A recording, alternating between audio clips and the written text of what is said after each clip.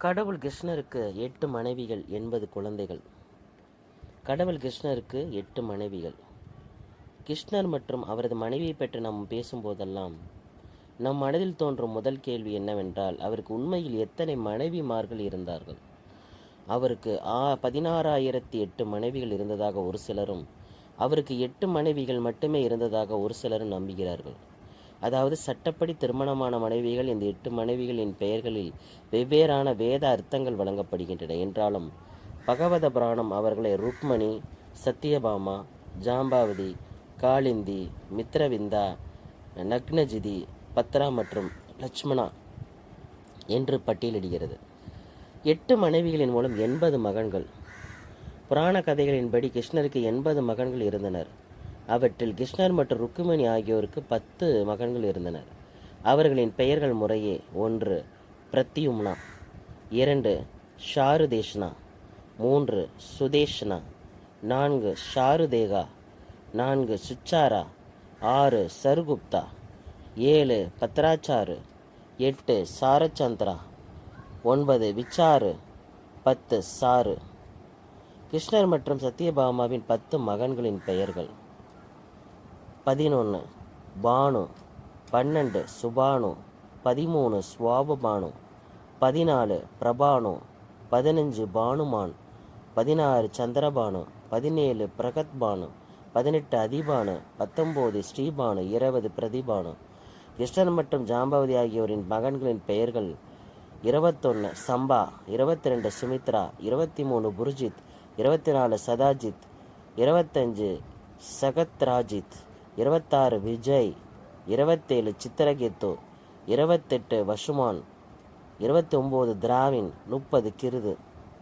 கிருஷ்ணர் மற்றும் நக்னஜிதியின் மகன்களின் பெயர்கள்: 31 வீர், 32 சந்திரா, 33 அஸ்வசன், 34 சித்ராகு, 35 வேகவன், 36 வர்ஷ், 37 ஆம், 38 சங்கு, 39 வாசு, 40 குந்தி. கிருஷ்ணர் மற்றும் காளிந்தியின் மகன்களின் பெயர்: 41 சுருத், 42 காவி, 43 வர்ஷ், 44 வீர், 45 சுபாகா, 46 பத்ரா, 47 சாந்தி, 48 தஷ், 49 பூர்ணமா, 50 சோமக். கிருஷ்ணர் மற்றும் லட்சுமணனின் மகன்கள்: 51 பிரபோத், 52 கத்ரவன், 53 சிம்கா, 54 பால், 55 பிரபால், 56 உரத்வாக், 57 மகாசக்தி, 58 ஷா, 59 ஓஜா, 60 அபராஜ்.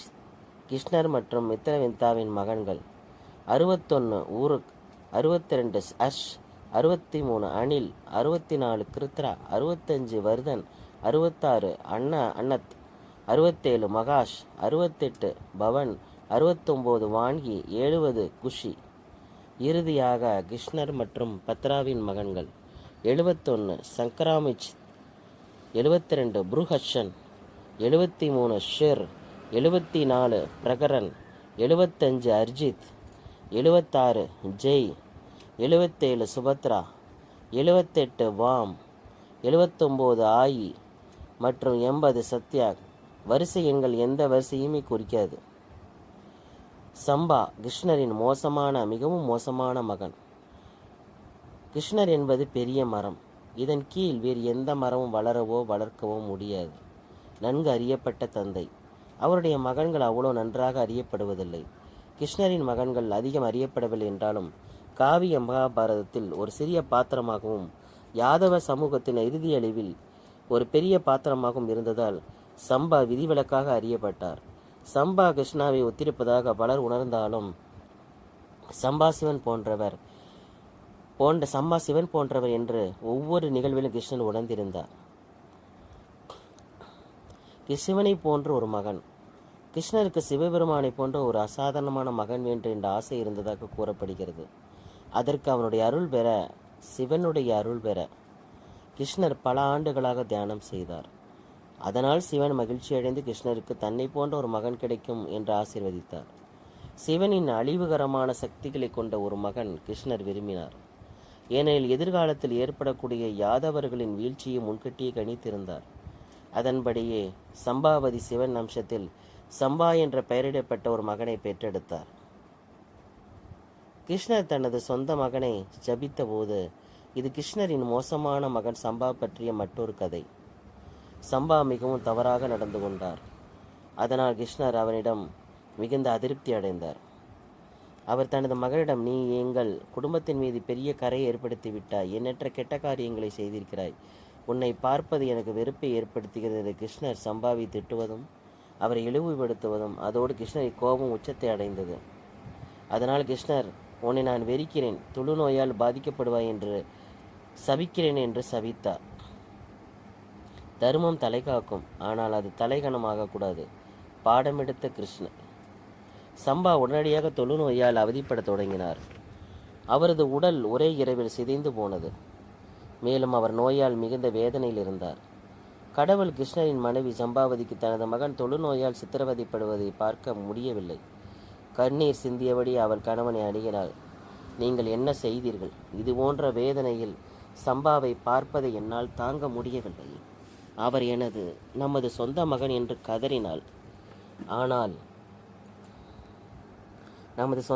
என்று கதறினாள். அதனால் கிருஷ்ணர் மனமிறங்கி தன் மகனிடம், சரி, நீ குணமடைய சில பரிகாரங்கள் செய்ய வேண்டும் என்றார். கொரோனா குறித்து முன்னரே உணர்த்திய சிவன்மல்லை ஆண்டவன் உத்தரவு பெட்டி. முதலில் ஒளிக்கடவுளான சூரியனை வழிபட வேண்டும். பின்னர் சந்திரபாகா நதியில் குளிக்க வேண்டும். அவ்வாறு அந்த நதியில் குளிக்கும் போது நீ குணமடைவாயாக என்றார். அந்த நேரத்தில் சம்பாவால் எழுந்திருக்க கூட முடியவில்லை. அவர் பரிதாபமாக, பிதாவே, இந்த நிலையில் நான் எப்படி அங்கு செல்ல முடியும் என்று கேட்டார். அதற்கு கிருஷ்ணர், நீ ஆற்றுக்கு சென்றாக வேண்டும் என்று கடுமையான குரலில் விடையளித்தார். சாப விமோசனம். சம்பா கிருஷ்ணரிடம் கெஞ்ச ஆரம்பித்தார். இங்கேயே என்னை குணப்படுத்தும் திறன் உங்களுக்கு உள்ளது என்பதை நன்கு அறிவேன். தயவு செய்து உங்கள் சாபத்தை திரும்பப் பெறுங்கள் என்றார். அதற்கு கிருஷ்ணர், நான் உன்னை குணப்படுத்த போவதில்லை என்றார். சம்பாவதி தனது கணவரிடம், நீங்கள்தான் அவருடைய நோய்க்கு காரணம், எனவே நீங்களே அவருடைய ஆற்றுக்கு அழைத்து செல்ல வேண்டும் என்று அவரை இங்கேயே குணப்படுத்த வேண்டும் என்று முறையிட்டார். இறுதியாக கிருஷ்ணர் தனது மகனை ஆற்றுக்கு அழைத்து செல்ல ஒப்புக்கொண்டார். சம்பாவால் நடக்க முடியாதால் கிருஷ்ணர் அவரை வழி முழுவதும் கொண்டு சென்றார்.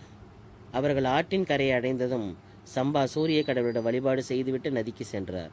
கிருஷ்ணர் தனது மகனை ஆற்றில் குளிக்க வைத்தார். சம்பா மூழ்கி வெளிவந்தபோது முழுமையாக குணமாகிவிட்டார். கிருஷ்ணரின் சாபம் திரும்ப பெறப்பட்டது. கிருஷ்ணரின் மகனும் யாதவ வம்சத்தின் அழிவும். ஒரு முறை 3 பெரிய முனிவர்கள் துவாரகாவில் உள்ள கிருஷ்ணரின் அரண்மனைக்கு வந்தார்கள். கிருஷ்ணர் ஓய்வெடுத்து கொண்டிருந்தார். அவர்களின் வருகையை பற்றி அவருக்கு அறிவிக்கப்பட்ட போது அவர், நான் இன்னும் சிறிது நேரத்தில் அங்கு வந்துவிடுவேன் என்று அவர்களிடம் சொல்லுங்கள். இதற்கிடையில் அவர்களை சரியான மரியாதையுடனும் பக்தியுடனும் வரவேற்பு கொடுங்கள் என்றார். துரதிர்ஷ்டவசமாக சில ஆண்டுகள் கழித்த கிருஷ்ணரின் உறவினர்களும் அவருடைய நெருக்கமாக இருந்த மற்றவர்களும் மிகவும் குறைந்து கொண்டே வந்தனர். யாதவர்களின் பெருமை. அவர்கள் கிருஷ்ணருக்கு நெருக்கமானவர்கள் என்பதால் அவர்கள் எல்லாவற்றையும் பெற்றார்கள். இதன் விளைவாக இவர்கள் இன்பமறிந்த வாழ்க்கையால் சிதைந்தார்கள். அவர்கள் குடித்துவிட்டு சண்டையிட்டு சிந்திக்க முடியாத எல்லா வகையான செயல்களையும் செய்தார்கள். கிருஷ்ணரின் வீட்டுக்கு வந்த முனிவர்களுக்கும் துறவிகளுக்கும் கிருஷ்ணரின் உறவினர்கள் தகுந்த மரியாதை அளிக்கவில்லை. அவரின் உறவினர்களை பொறுத்தவரை கிருஷ்ணர் இருக்கும் வரை அதே போதும் என்று எண்ணினார்கள். அவர்களுக்கு மற்ற ஆன்மீகவாதிகள் அனைவரும் வைக்கோல் போல பயனற்றவர்களாக தெரிந்தார்கள். சம்பா முனிவர்களை கேலி செய்தார். கிருஷ்ணரின் மகன் சம்பா தனது குறும்புகளுக்கு பிரபலமானவர். அவர் சிறுவன் எனும் நிலையை கடந்த பின்பு அவரும் அவரது நண்பர்களும் முனிவர்களை வைத்து ஒரு விளையாட்டை விளையாட முடிவு செய்தார்கள். எனவே அவரது நண்பர்கள் சம்பாவின் வயிற்றில் ஒரு மண்பானையை கட்டி அவருக்கு புடவை அனுப்பித்தார்கள். பின்னர் அவரை முனிவர்களின் முன் அழைத்து வந்தார்கள்.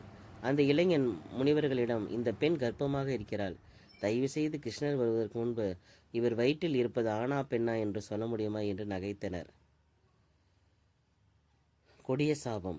முனிவர்களுக்கு அமானுஷ்ய சக்தி இருந்ததனால் அவர்கள் கேலி செய்வதை உடனடியாக அறிந்து கொண்டார்கள். அதனால் மிகவும் கோபம் அடைந்தார்கள். நீங்கள் கிருஷ்ணரின் உறவினர்கள், நீ சம்பா, அவருடைய சொந்த மகன், எங்களை கேலி செய்ய உங்களுக்கு ஏது தைரியம்? ஆம், இந்த பெண் பெற்றெடுப்பாள், ஆனால் அவள் ஒரு இரும்பு கட்டியை பெற்றெடுப்பாள். இது கிருஷ்ணரின் முழு குலத்தையும் அழிக்கும். ஆன்மீக மக்கள் மீது உங்களுக்கு மரியாதை இல்லை. நாங்கள் பெரிய முனிவர்கள். நீங்கள் எங்களை கேலி செய்தீர்கள். அதற்கான பலனை அனுபவியுங்கள் என்றனர். அந்த நேரத்தில் கிருஷ்ணர் மண்டபத்திற்குள் நுழைந்தார்.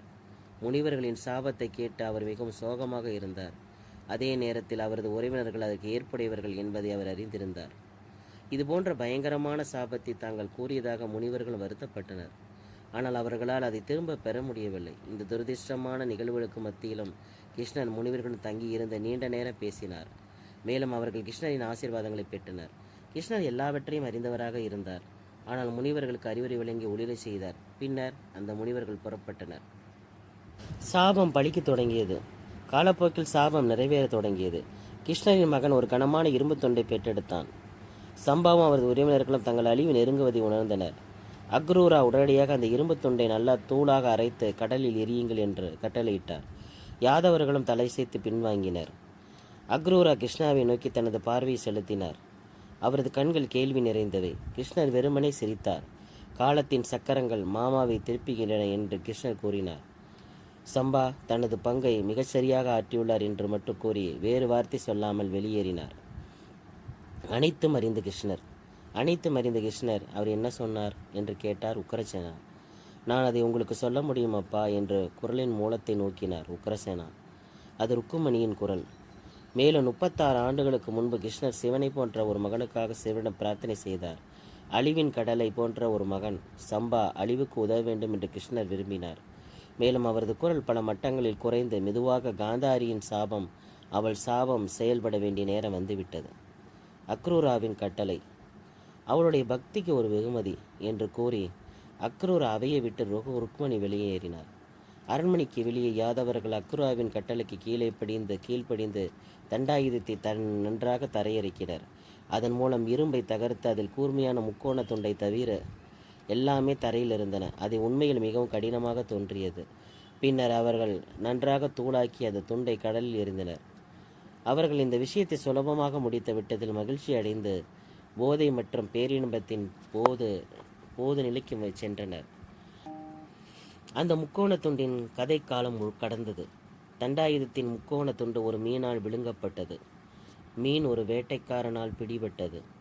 அவர் மீனின் உட்புறத்தில் இருந்த துண்டை கண்டுபிடித்தவுடன் உடனடியாக ஒரு நச்சு அம்புக்குறியை பயன்படுத்தினர். நன்றாக தூளாக்கி மறுபுறம் கரையில் கழுவப்பட்டு துவாரகவின் அலைய கடற்கரையால் தன்னை சேமித்தது. தூள் சேமிப்பு செய்யப்பட்ட பகுதியில் புற்களால் பசுமையானது. இறுதி மோதலுக்கெல்லாம் ஆயத்தமாகிவிட்டது. துவாரகை அழிவை நோக்கி நகர்கிறது. யாதவர்கள் எளிதில் தங்கள் சாபங்களை மறந்து விட்டார்கள். துவாரக ராஜ்யம் முழுவதிலும் மது அருந்துவது தடை செய்யப்பட்டது. இருப்பினும் மகாபாரத போரின் 36 ஆண்டுகளுக்கு பிறகு துவாரக நகரில் ஏராளமான சகுனங்கள் தோன்றின. சுதர்சன சக்கரா, பஞ்சாஜனிய சாங்க், கிருஷ்ணரின் தேர் மற்றும் பலராமரின் கலப்பை போன்ற ஆயுதங்கள் பூமியிலிருந்து மறைந்து விட்டன. ஒரு நாள் யாதவர்கள் கடற்கரையில் கூடினர். அவர்கள் குடித்த மதுபானம் அவர்களின் உணர்வை முற்றிலுமாக இழக்க செய்தது. அவர்கள் ஒருவருக்கொருவர் கிண்டல் செய்ய தொடங்கினர். ஒருவருக்கொருவர் கொடூரமான தவறுகளையும் செய்து கொண்டு வந்தனர். சத்தியாக்கியும் கிருதவர்மாவும் துவாரகாவின் அழிவின் தொடக்க புள்ளிகளாக செயல்பட்டன. குருஷேத்திர போரில் கௌரவர்களின் பக்கம் கிருதவர்மும் பாண்டவர்களின் பக்கம் சத்தியாகவும் இருந்து போர் புரிந்தனர். அவர்கள் ஒருவரையொருவர் கேலி செய்து கொடூரமான அந்த போரின் நினைவுகளை மீண்டும் கொண்டு வந்தார்கள். ஆத்திரத்தில் சத்தியாகி கிருதவர்மாவின் மீது பாய்ந்து தலையை வெட்டினான். கிருதவர்மாவின் நண்பர்கள் சத்தியாகியை தாக்கினர். ஒரு பெரும் பிரளயமே நடந்தது. முனிவர்களின் சாபம் பழித்துயாதவர்கள் மகிழ்ச்சிக்காக கடல் கரைக்கு வந்திருந்ததால் அவர்கள் எந்த ஆயுதங்களையும் எடுத்து செல்லவில்லை. கடல் கரையில் நீண்ட காலமாக வளர்ந்த ஏராளமான புற்களை கண்டார்கள். அவர்கள் புல் தண்டுகளை எடுத்து ஒருவருக்கொருவர் அடித்து கொலை செய்தனர். அந்த புல் தண்டுகள் சம்பாவிற்கு பிறந்த இரும்பின் அதே கட்டியின் பொடியால் வளர்க்கப்பட்ட கத்திகள் தானே தவிர வேறில்லை. இவ்வாறு முனிவர்களின் சாபம் பழித்தது. கிருஷ்ணரின் குலம் முடிவுக்கு வருதல். ஒரு புல்லின் ஒவ்வொரு பகுதியும் தண்டாயுதமாக மாறி யாதவர்களை அடித்து கிழித்து கொன்றது. யாதவர்கள் இறந்து கிடப்பதற்கும் தங்கள் சொந்த குலத்தினரால் கொல்லப்படுவதற்கும் அவர்களின் அரசியர்களுக்கு முன்னால் கொல்லப்படுவதற்கும் சில தருணங்கள் இருந்தன. கிருஷ்ணரை தவிர யாதவர்கள் அனைவரும் கொல்லப்பட்டனர்.